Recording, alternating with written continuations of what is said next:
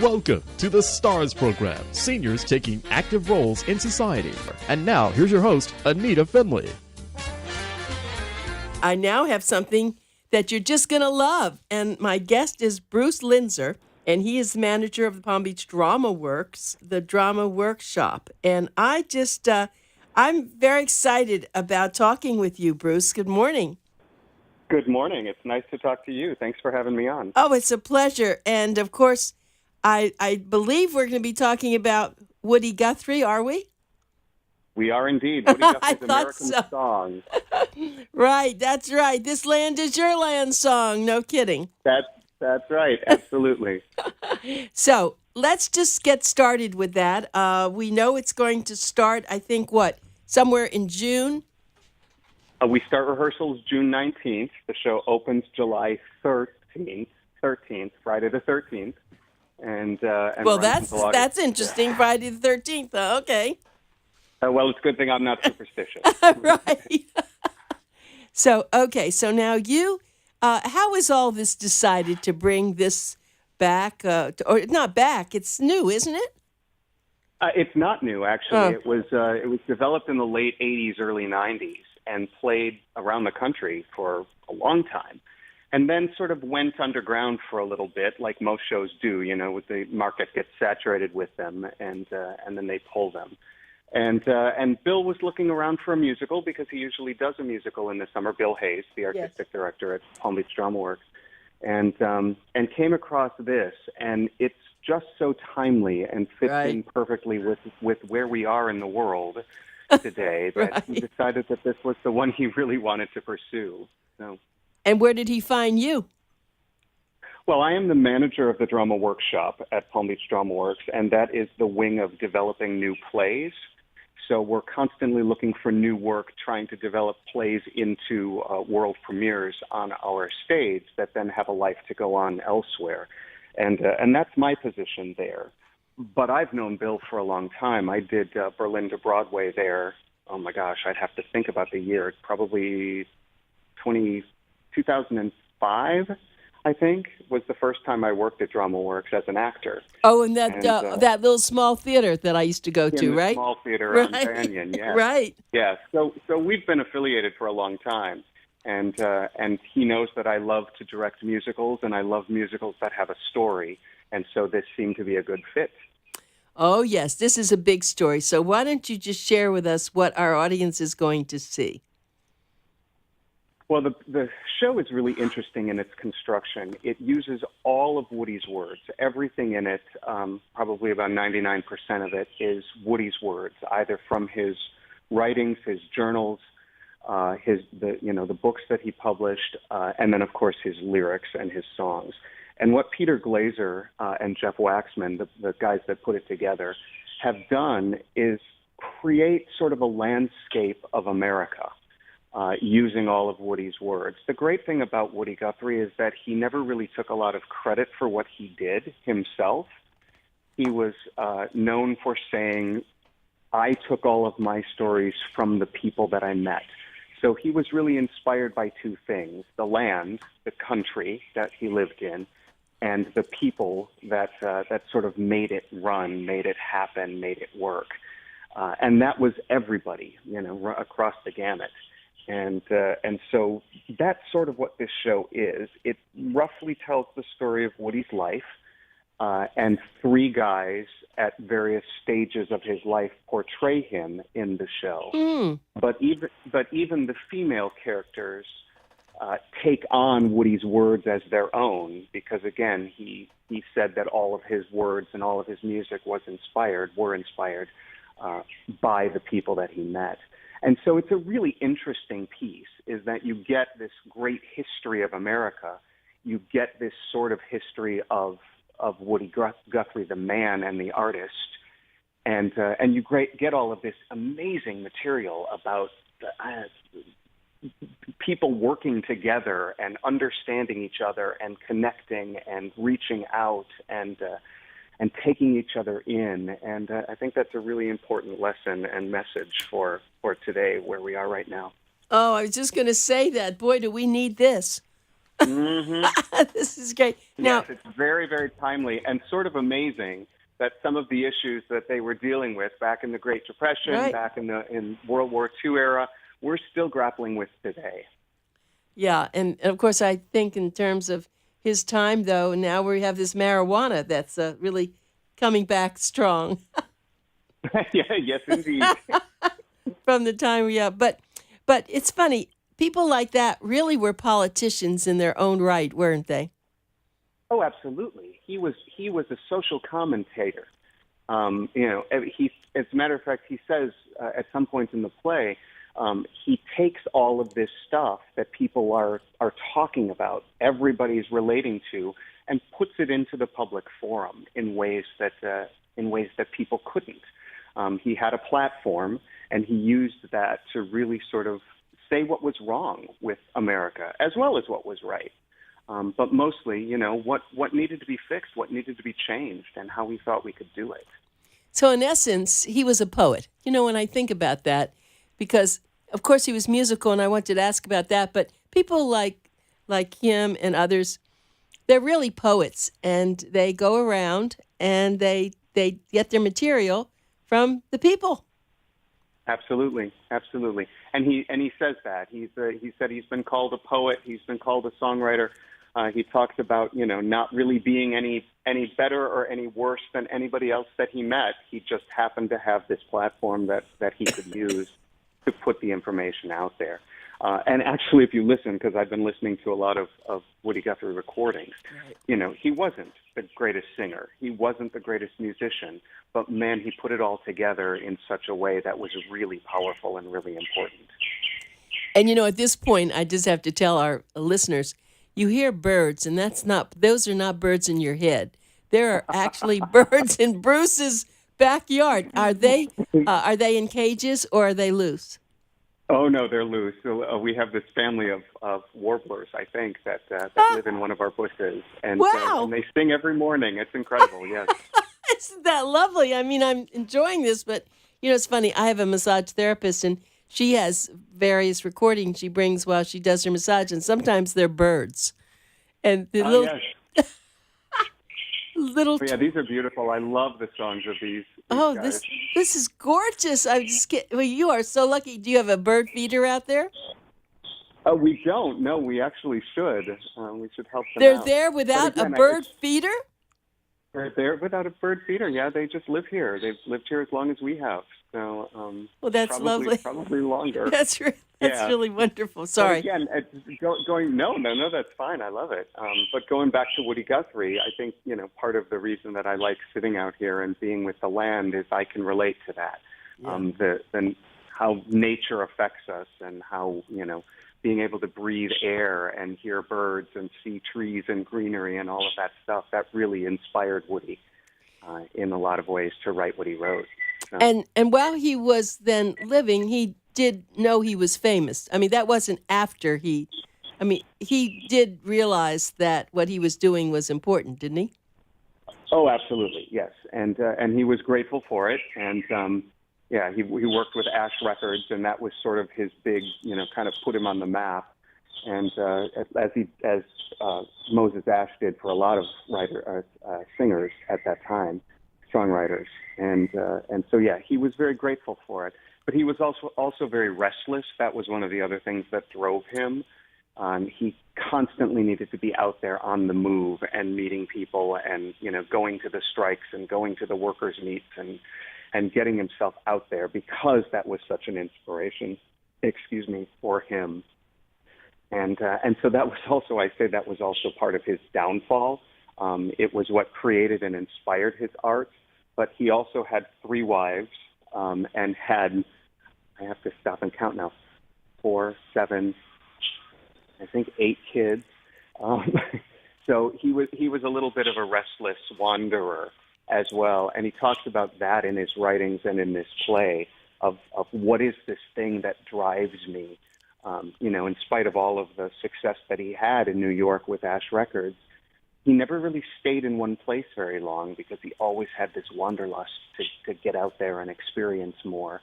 And that got in the way of his professional career. He probably could have been much bigger, if that's possible, if he had stayed in one place and done more with that. But he needed to be out there with the people, out there on the land. Yeah, so everyone has, you look into a lot of famous people's lives, they all seem to have some sort of a something that sets them apart, that they, whether it's psychological or whatever it is. And so he was a character because it's funny, I wasn't really a part of that time in a way, but I remembered his name and I remembered that song, This Land Is Your Land. That was Of course. That was just great. And we need that today, boy. Oh, my God. Yeah. And I think that's probably most people's experience with Woody Guthrie, although you'll be surprised there'll be titles that you hear that probably are familiar that you didn't necessarily know why, and they ended up being Woody Guthrie songs. Yeah. So let me just tell you as a side note, I'm going tonight to see Equus. And excellent. Yeah, I heard it was fabulous. I know it closes tomorrow, but I'm very excited about that. Of course, I've been going to the Palm Beach Dramaworks for many, many years also. But Thank you, and we appreciate that. Yeah, well, you just extraordinary what you do. So it's a pleasure to do this. But I just wanted to tell everybody that you really do need to get on the internet, and you need to go to Palm Beach Dramaworks. You want to take a subscription out for next year. You want definitely to see this in the summer.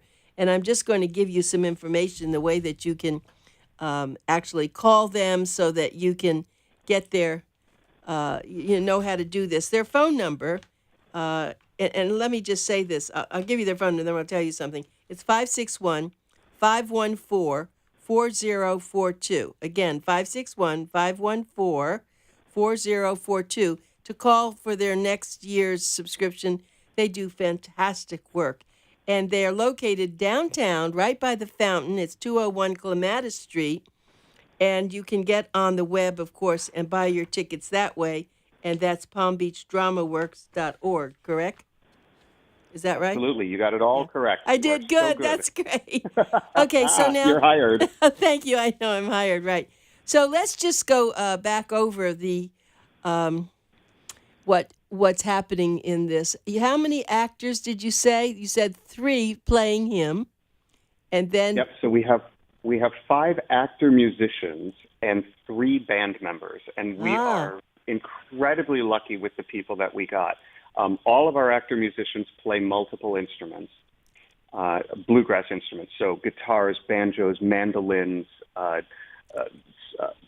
upright bass, harmonica, percussion. They play everything. And so you'll see these 5 actors switching around on different instruments throughout. Then we also have the Lubin Brothers, who are a bluegrass group that are local. And they are playing the onstage band, and they also play multiple instruments in the show. And so between the 8 of them, you're going to be amazed. I'm amazed already, and we haven't even started rehearsals yet. We've just been putting together, who's going to play what on what song, and it's just incredible the talent that's going to be there. These singers and actors and musicians. So it's a very exciting piece. Yeah, and I'm always amazed how South Florida has all these people. Usually you don't have to go to New York or L.A. Sometimes you do. I know to go to New York. But most of the time, there are people here, and you find them. I don't know how you do that, but... Absolutely. Well, we have auditions, and people come out and audition for us, and you're absolutely right. We have a very, very talented pool down here in South Florida. Now, this was a very specific show, so we did go to New York for several of our actor-singer musicians. But the band is all the triplets, as I call them, because they are triplets. The Lubin Brothers live right here. One of our actor musicians live right here. So yeah, we have a good cross section. And they're really triplet brothers? They truly are triplet brothers. Yes. Oh well, I have triplet grandchildren live in Miami. They're 12. Oh wow! Oh, neat. That's exciting. If you ever need triplets, I have them. That's good to know. But good to know, right? Exactly I'm promoting them. Yeah, they're really gorgeous these guys too. Look exactly alike. I'm really. Yes, the Lubin Brothers. Yes, I believe they won the Best Looking Bluegrass Band Award. I didn't know Wow. they had such a thing, but yes, they've That's really good. they've earned it. Yeah, They're it very sounds handsome like it. young men, Their parents and they earned all it, look actually. the same. And that's right. That's right. It's all in the DNA. But I have a hard time keeping them straight in my head yet. So. Oh, because I do keep they look promising them alike? once we're in the rehearsal room, I'll know. Now, are they identical? They are, yes. Oh, they are identical. pretty well identical. Oh, okay. Mine aren't, but so they're identical. Okay, well, that's even funnier. Yep. Okay, Yeah, so very my interesting. next question is about your set design. Now, I know it must be in the works now, and is this something that you invent? I mean, as the producer of this, the manager, do you have to think about what the design's going to be? I am incredibly lucky because we have an amazing group of people at Palm Beach Dramaworks that do this sort of thing. Our set designer is Michael Amico. He should be on Broadway. I don't know why he's not, but I'm grateful that he's not because he's here and we get to work with him here. What he and I did separately is we sit down, I as the director, he as the designer, and we read through the script and say, this is what I think we need. This is what I think it needs to be. This is what I think we need to see. And then we come together and we sort of collaborate on that. And he says, well, what about X, Y, Z? And I say yes, and, A, B, C. And between the two of us, we come up with an idea. But then what's great about it, because I have no design experience whatsoever, I know from a script, I can look at a script and say, in this particular script, we need to be in a boxcar at one point. We need to be in a migrant camp at one time. We need to be in a Bowery saloon. But I don't necessarily know how to put that all together visually in space. And that's where Michael excels, because I'm telling you, he took the ideas that we had this one meeting and came back with a drawing that made my jaw drop to the floor. It's absolutely stunning and beautiful, and incorporates all of those locations that we were just talking about, plus the land, because I said one of the major things that we need to see is the landscape, which is, one of the great motivators of Woody to write his material. And he has managed to come up with this set design that I think is just going to wow people. Wow. Knock their socks off when they walk in. So. Well, and you do great sets, I must say, and I'm very anxious to see what the set tonight's going to look like with Equus. I did see it in Broadway, as a matter of fact, and I don't remember, though. It was a long time ago. But what does the set look like on that, just going back to what's there now? You saw the original Equus? Yes. And you saw the I saw the original Equus? Equus, yes. So envious. It's one of my favorite plays in the world. And we saw the Daniel Radcliffe version 10 years ago now, I think that was. Good grief. No. Really? Anyway, time flies. And that was an incredible production. You're going to love this one. It's beautiful. It's a really, really stunning production. It's a very interesting set based roughly on the original, but then there's several added elements that I think are going to be really interesting to you. So. Yeah, and I'm glad that you talked about set design, because I don't think people really understand what goes on. So you, as the, let's say, director, you look at a script and you say, okay, we need this, we need this, we need this, and then they have to get their creative juices going and figure out what they can do in a very small space. That's right. That's right. And with, small budgets and all of that stuff. Yeah. I mean, it's amazing what goes into this. I tell people all the time, what I love about the theater is that it's collaborative. It's a collaborative art form. It's a whole bunch of different artists with very specific skill sets coming together to create one whole, one piece, right? And we have this amazing lighting designer named John Hall, and a great sound designer and a great costume designer. Brian O'Keefe is the costume designer.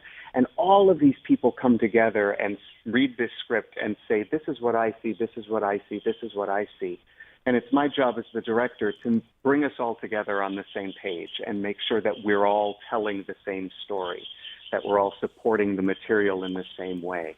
And I love that part of it. We have a choreographer from the University of Miami, Christine Kellogg, who's going to do all of the dance. There's not a lot of dance in it, but a lot of movement sort of thing. And all of those people come together to create one whole, and it's an incredible experience. with really, really talented people. I say all the time that the rest of the world could learn a lot from the theater because it's True. all of these people with very different ideas and very different visions coming together to work together as one. And if the world needs something, it's that these days. Yes, I'm sure that's true. Well, they always say, I mean, theater really is life. That's what it's all about. It's supposed to portray that. And so you're absolutely right. It absolutely is and does. Yep. So let me go back now to tell us the name again of the show. Woody Guthrie's American Song. Okay. I know I did a review that's coming up in the June issue, but Woody Guthrie's... Oh, wonderful. Thank you. You're welcome. Okay, and it starts, you said, Friday the 13th?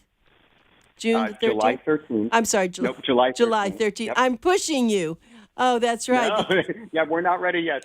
So actually, now what happens? The theater is dark now after Equus closes tomorrow until July 13th? Correct. Oh, Correct. no kidding. Yep.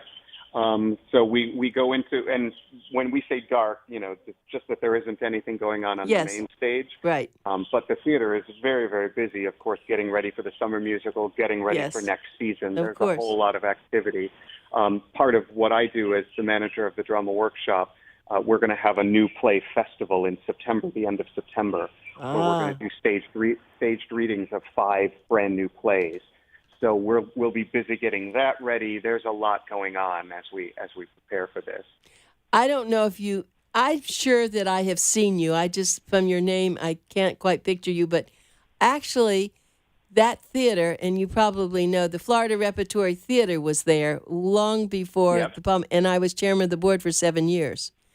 Oh, wonderful. So I've Gosh, really your been, support is theater. wonderful. That's great. Thank you. Spilled guts, as you do as a theater person. And so I'm so thrilled with what you've all accomplished. I used to go to the little theater, and it was so sweet, 100 people or about then 90 some odd.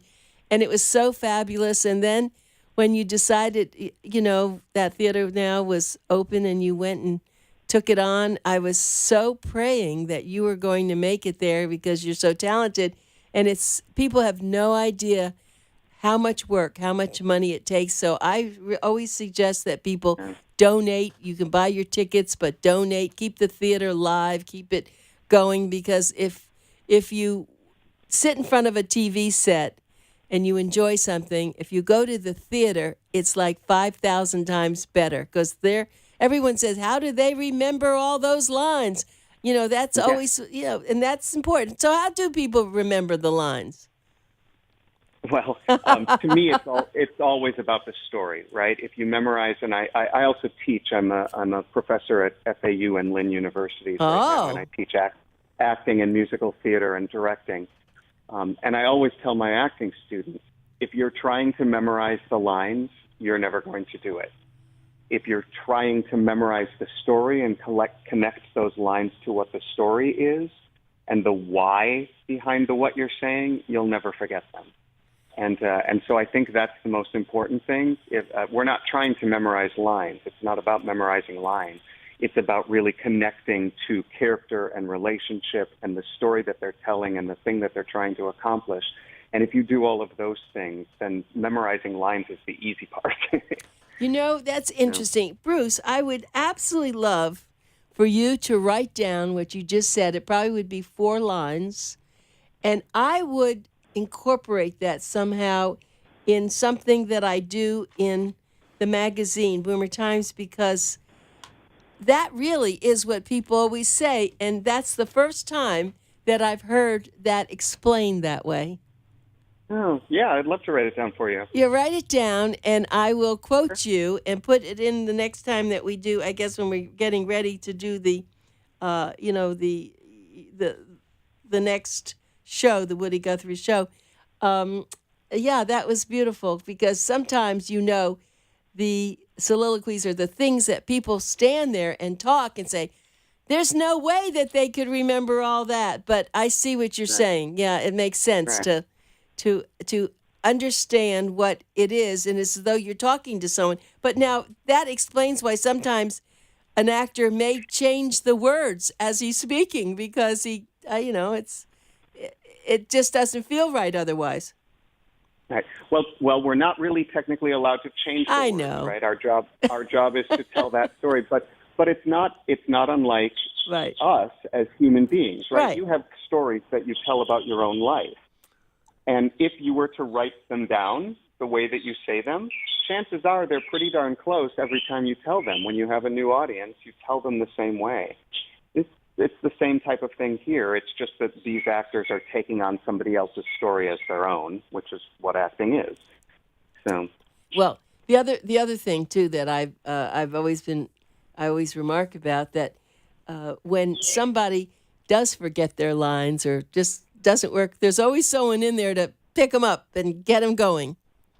that's right, and hopefully you know the story well enough that you can pick up, because everybody does forget things. Of course, things happen. They get just, yeah, right. But, and then the last question is, here you'll see the show and they've been exhausted and then they have to do that show again and again and again.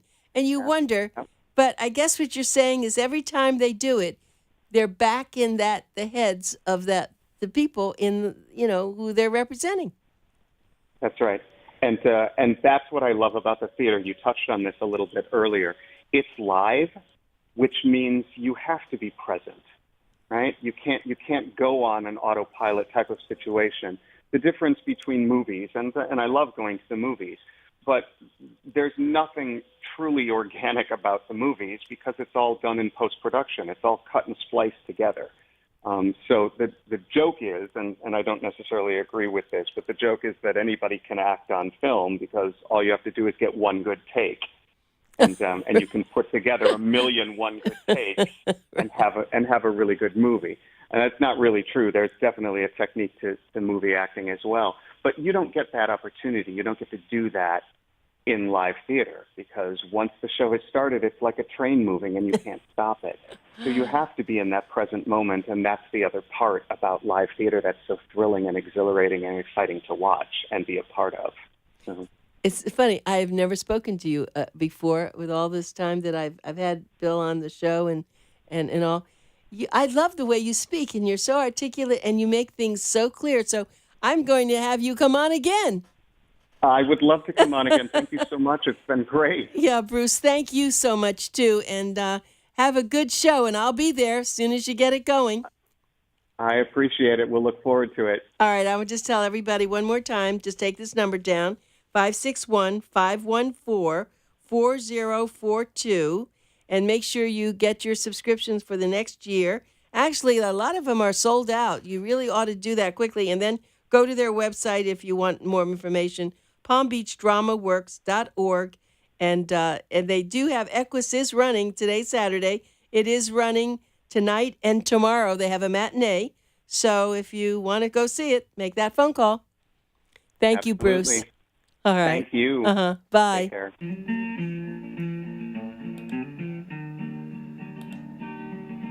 This land is your land, and this land is my land, from the California to the New York Island, from the Redwood Forest to the Gulf Stream waters.